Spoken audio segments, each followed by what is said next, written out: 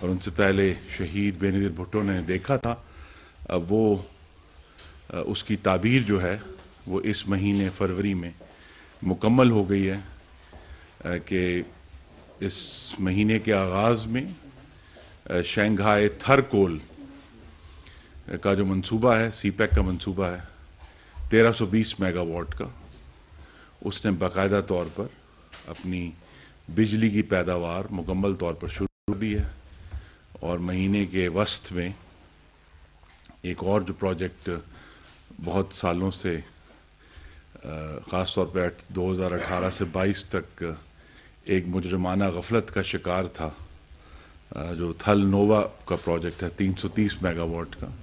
اس نے بھی اپنی جو سنکرونائزیشن ہے، یعنی ان کو جو ہم قدم ہونا تھا سسٹم سے، وہ ہو گئے ہیں۔ اس کا خلاصہ یہ ہے کہ وزیر اعظم شہباز شریف کی قیادت میں پی ڈی ایم کی حکومت نے پچھلے 10 ماہ کے دوران جو کاوش کی ہے، اس کا نتیجہ یہ ہے کہ اس سال میں، صرف اس سال میں اپریل 2022 کے بعد سے صرف تھر سے پیدا ہونے والی بجلی میں 1980 میگا واٹ نئی کیپیسٹی ایڈ کر دی گئی ہے۔ یہ 2000 میگا واٹ جو ہیں، یہ پاکستان کے اپنے مقامی کوئلے سے پیدا ہونے والی سستی بجلی ہے، جو اب سسٹم میں آ رہی ہے باقاعدہ طور پہ اس مہینے سے، جس سے ہمیں آئندہ آنے والے جو موسم گرما ہے اس میں بھی بہت مدد ملے گی لوڈ شیڈنگ کو کنٹرول کرنے میں، اور ساتھ ہی بجلی کی قیمت کم کرنے میں۔ تھر میں اس وقت اللہ تعالیٰ کا خاص کرم ہے پاکستان پر، 175 ارب ٹن کے کوئلے کے ذخائر موجود ہیں، جو کہ 1,00,000 میگا واٹ پیدا کرنے کے لیے کافی ہیں۔ تو ابھی تو ہم نے صرف، اگر ہم جو پچھلا اینگرو تھرکول کا پلانٹ شروع ہوا تھا کچھ سال پہلے، تو ابھی صرف 2600 میگا واٹ ہم نے پیدا کرنا شروع کیا ہے، لیکن یہ انتہائی خوش آئند ہے کہ اب تھر کے معاملے میں تمام شکوک و شبہات جو ہیں وہ دور ہو گئے ہیں اللہ تعالیٰ کے کرم سے، اور تھر کا جو کوئلہ ہے وہ پوری طرح پوری دنیا میں اسٹیبلش ہو گیا ہے کہ اس سے بجلی بنائی جا سکتی ہے، اور بڑے پلانٹس میں بھی بنائی جا سکتی ہے۔ تو جہاں ہمیں وزیر اعظم شہباز شریف کی قیادت حاصل تھی ان سارے پروجیکٹس کو مکمل کرنے میں،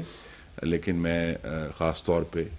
شکریہ ادا کرنا چاہتا ہوں وزیر اعلیٰ سندھ سید مراد علی شاہ کا، اور سندھ کے توانائی وزیر امتیاز شیخ صاحب کا، کہ انہوں نے بھی اس سارے معاملے میں ہماری معاونت کی، اور پاکستان کی جو توانائی کا مستقبل ہے اس کے لیے ایک نیا دروازہ کھل گیا ہے ان 2640 میگا واٹ سے، جو اب تھر کے کوئلے سے پیدا ہو رہے ہیں۔ اس کے ساتھ ہی ایک اور جو منصوبہ ہم نے مکمل کیا ہے وہ ہے ایران پولان، جو ایران کی سرحد ہے، وہاں سے گوادر تک کی جو ٹرانسمیشن لائن تھی، جس کا آغاز پچھلے سال جولائی میں ہوا تھا، اللہ تعالیٰ کے کرم سے وہ مکمل ہو گیا ہے، اور بہت جلد وزیر اعظم شہباز شریف جو ہیں وہ گوادر جا کر اس کا افتتاح کریں گے۔ یہ بھی انتہائی اہم منصوبہ ہے جو تکمیل ہوئی ہے، کیونکہ گوادر کے لیے جو توانائی کی ترسیل ہے وہ ایک بہت بڑا ایشو تھا، اور ہمیں یہ امید ہے کہ انشاءاللہ مارچ کے وسط تک یہ لائن جو ہے باقاعدہ طور پر کام کرنا شروع کر دے گی۔ ایران سے 100 میگا واٹ کی بجلی گوادر کو حاصل ہوگی، جس سے گوادر کی جو ترقی ہے اس میں حائل ایک بہت بڑی رکاوٹ جو ہے وہ دور، اور وہ جو ہمارا علاقہ ہے انشاءاللہ وہ ترقی کرے گا۔ اور آخری بات جو آپ کے ساتھ شیئر کرنی تھی کہ جو وزیر اعظم کا 6000 میگا واٹ شمسی توانائی کا منصوبہ ہے، اس حکومت نے اس کا آغاز کیا ہے، اس کا جو پہلا حصہ ہے 600 میگا واٹ مظفر گڑھ میں جو 600 میگا واٹ لگیں گے، اس کے لیے جو ریکویسٹ فار پروپوزل جو اشتہار ہے وہ دے دیا گیا ہے، اور ہمیں یہ توقع ہے کہ 17 اپریل کو اس کی بولی ہوگی اور جس کے نتیجے میں کم سے کم قیمت پر ہم یہ شمسی توانائی کا منصوبہ جو ہے اس کا آغاز کر دیں گے. تو یہ سارے ایشوز جو بہت توانائی کے حوالے سے ہیں اگرچہ موجود ہیں اور گمبھیر ہیں اور ہمارے لیے چیلنج ہے، لیکن ہم نے توانائی کا جو مسئلہ ہے اس کی بجلی کی قیمت کو کم کرنے کے لیے، پاکستان کے مقامی ایندھن کو استعمال کرنے کے لیے اس میں بہت بڑی پیش رفت ہوئی ہے، جس کے لیے ہم پہلے تو اللہ تعالیٰ کے حضور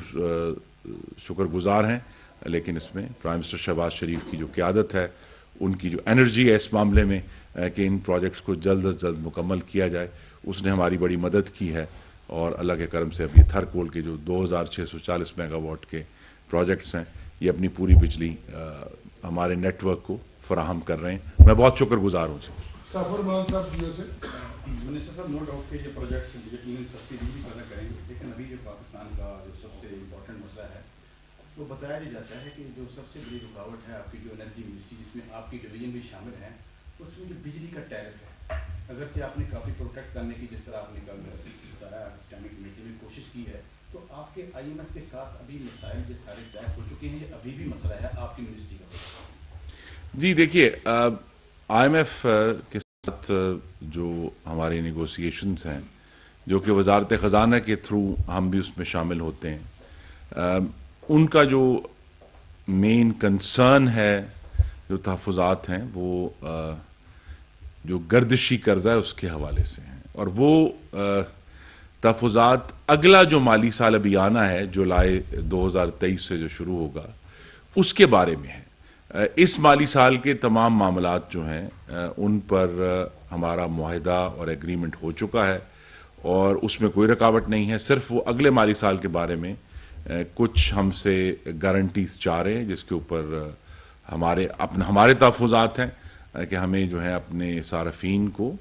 ایک خاص حد سے زیادہ اس پر ہم بوجھ نہیں ڈال سکتے. لیکن میں پھر دہرا دوں کہ بجلی کا بنیادی ٹیرف جس میں آخری دفعہ پچھلے موسم گرما میں جس میں اضافہ کیا گیا تھا، بنیادی ٹیرف میں کسی بھی جو سلیٹ ہے چاہے وہ کم سے کم ہے اس میں کوئی تبدیلی نہیں کی جا رہی. رضا احمد صاحب، روز ٹی وی. اچھا سر، یہ 2000 سے زائد میگا واٹ بجلی پیدا ہونا شروع ہو گیا، آپ کہہ رہے ہیں 2640 تو اور یہ شامل بھی ہو چکی جی. تو جو اب لوڈ شیڈنگ ہے سردیوں میں بھی ہوئی ہے تو اس کو آپ کیا کہتے ہیں، اب ختم ہو جائے گی یا پھر بھی جاری رہے گی؟ جی، سردیوں میں جو لوڈ شیڈنگ ہوئی ہے وہ بچت کا منصوبہ ہے. وہ بجلی ہمارے پاس بنانے کے وافر ذرائع اور ایندھن موجود ہے، لیکن پچھلے موسم گرما میں جو ایک تلخ تجربہ ہوا تھا کہ جب لوڈ شیڈنگ کو کم کرنے کے لیے اگر آپ تیل کے پلانٹس چلائیں گے تو اس سے صارفین پر فیول کاسٹ ایڈجسٹمنٹ کا بوجھ پڑتا ہے. تو لہٰذا اس ایڈجسٹمنٹ کو کم سے کم رکھنے کے لیے یہ ایک ہم نے قدم اٹھایا جس کا بڑا مثبت نتیجہ بھی آیا. اگرچہ اس پر زیادہ گفتگو نہیں ہوئی، اچھی خبر نہیں بنتی، لیکن اگر آپ صارفین نے نوٹ کیا ہوگا کہ پچھلے مہینے کے بلوں میں فیول کاسٹ ایڈجسٹمنٹ میں ان کو پیسے واپس ملے ہیں، ان کے بل کم ہوئے ہیں کیونکہ نیگیٹو تھی فیول کاسٹ ایڈجسٹمنٹ. کراچی والوں کے لیے تو 10 روپے 23 پیسے کی کمی تھی فی یونٹ فیول کاسٹ ایڈجسٹمنٹ. تو اس لیے یہی کوشش کی جا رہی ہے کہ جہاں ہم بجلی کو فراہم بھی کریں جتنا ہمارے پاس ممکن ہے، لیکن اس کے ساتھ ساتھ ہمیں صارفین کے بلوں کا بھی خیال ہے، ان کو کم کرنے کا بھی خیال ہے. لیکن اس سارے معاملے میں میں بار بار اس بات پر زور دینا چاہتا ہوں کہ صنعتی صارفین کے لیے کوئی لوڈ شیڈنگ نہیں کی گئی. اس تمام عرصے میں ان کو مکمل طور پر بجلی فراہم کی جا رہی ہے. ظہیر صاحب سماج سے. سر، دو چھوٹے سوال ہیں. پہلا سوال یہ ہے کہ گردشی قرض کا آپ نے بتایا، اس میں کچھ ڈسکلوز ایسی ہیں جو انوالو ہیں، جن کا اسٹاف انوالو ہے. تو ڈسکلوز کو ایفیشنسی جو ان کی بہتر کرنے کے لیے صوبوں کے حوالے کرنے کا تو پلان ہے. ایک دوسرا سوال لوڈ مینجمنٹ پلان اب ظاہر ہے بنایا جائے گا، چونکہ آر ایف او سے جو بجلی بن رہی ہے اب تو ڈالر ریٹ بڑھ گیا اور تقریباً 60 روپے سے زیادہ کی یونٹ پڑ گئی. تو اس کے لیے کوئی پلان ہے کہ جب سستی بجلی متبادل نہیں ہے تو کتنا لوڈ مینجمنٹ ہے، کتنا ہوتا ہے؟ جی دیکھیے، ہماری تو اس وقت وزیر اعظم کو جو ہم نے پہلا اپنا تجویز دی ہے، جس پہ وزیر اعظم کی اپنی ایک رائے ہے، ان کی رائے اور ان کا حکم ہے کہ کم سے کم لوڈ شیڈنگ کی جائے. تو لہٰذا ہمارا جو اس وقت کوشش ہے وہ یہی ہے کہ وزیر اعظم کو ہم ایک حقیقی تصویر ان کے سامنے پیش کریں. اور چونکہ بجلی، حقیقت یہ ہے کہ ملک میں مہنگی بجلی پیدا کرنے کے وافر ذرائع موجود ہیں، لیکن ایسی بجلی جو صارفین کے لیے قابل قبول ہو، اس کی قیمت قابل قبول ہو، وہ کم ہے. ہمارے پاس اس کی مطلوبہ مقدار میں سستی بجلی نہیں ہے. تو اسی لیے یہ کوشش کی جاتی ہے کہ کم سے کم جو مہنگی بجلی کے ہمارے ذرائع ہیں ان کو استعمال کیا جائے. یہ بھی 2022 میں جو یوکرین کی جنگ کی وجہ سے دو جو ہمارے پاس پہلے سمجھے جاتے تھے کہ کم قیمت والے ذرائع ہیں، ایک جو امپورٹڈ کوئلہ ہے اور RLNG ہے. لیکن پچھلے سال میں جو حالات بین الاقوامی طور پر پیدا ہوئے، اس کی وجہ سے کوئلے کی قیمت میں بھی 4 گنا اضافہ ہوا، امپورٹڈ جو بین الاقوامی قیمت ہے. اور RLNG کی نہ صرف قیمت میں 3 گنا سے زائد کا اضافہ ہوا، بلکہ وہ اس وقت مہیا ہی نہیں ہے انٹرنیشنل مارکیٹ میں، بیکاز یورپ نے وہ سب گیس جو ہے انہوں نے خرید لی ہے. تو اسی لیے جو ہمیں مستقل طور پر نئے ذرائع استعمال کرنے ہیں پاکستان کی توانائی کی ضروریات کو پورا کرنے کے لیے. اور اسی لیے اس کا میں نے ذکر کیا کہ تھر کول کو جو 4 سال مجرمانہ غفلت کی گئی، نااہلی، مجرمانہ نااہلی تھی فاشسٹ حکومت کی، اس سے ہم نکلے ہیں. اور اس لیے 1 سال کے قلیل عرصے میں یہ 2000 میگا واٹ تھر کول جو ہے اس کو پش کر کے ہم نے چلا دیا ہے، تاکہ یہ سب وہ پروجیکٹس ہیں 2017 سے 16 سے پینڈنگ تھے، لیکن اب یہ الحمدللہ مکمل ہو گئے. اسی طرح یہ جو شمسی توانائی کی پوش ہے، یہ بھی اسی لیے ہے کہ ہمیں کم سے کم مہنگے ایندھن استعمال کر کے اپنے جو قدرتی ایندھن ہیں یا ہماری اپنی جو انرجی اویلیبل ہے پاکستان میں، اس کو استعمال کرنا ہے. جی، ڈسکوز میں بہت بڑے بڑے ایشوز ہیں، اس میں کوئی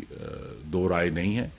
لیکن ایک تو اس کا ایک ٹیکنیکل حل ہے کہ جہاں زیادہ چوری ہوتی ہے جن سیکٹرز میں، وہاں ہم کوئی 1.5 لاکھ سے زائد جو ایڈوانس میٹرز ہیں وہ انسٹال کر رہے ہیں. اور ہمیں یہ توقع ہے کہ 30 جون 2023 تک یہ جو بڑے پاکستان کے تمام بجلی کے صارفین پورے ملک میں وہ ایڈوانس میٹرز پر ہوں گے. تو لہذا جہاں سب سے زیادہ ہمیں لیکیج ہے اور انسینٹیو ہے ڈسکوز میں، وہاں ٹیکنالوجی کے استعمال سے ہم چوری اور نقصانات کو کم کر رہے ہیں. ایڈوانس میٹر کا ذرا الیبوریٹ کر دیں تھوڑا سا. جی، ایڈوانس میٹرز کا مطلب یہ ہے کہ وہ میٹرز ایسے ہیں جو 24 گھنٹے، چونکہ انفارمیشن ٹیکنالوجی کے استعمال سے ہیں، تو لہٰذا جو صارف ہے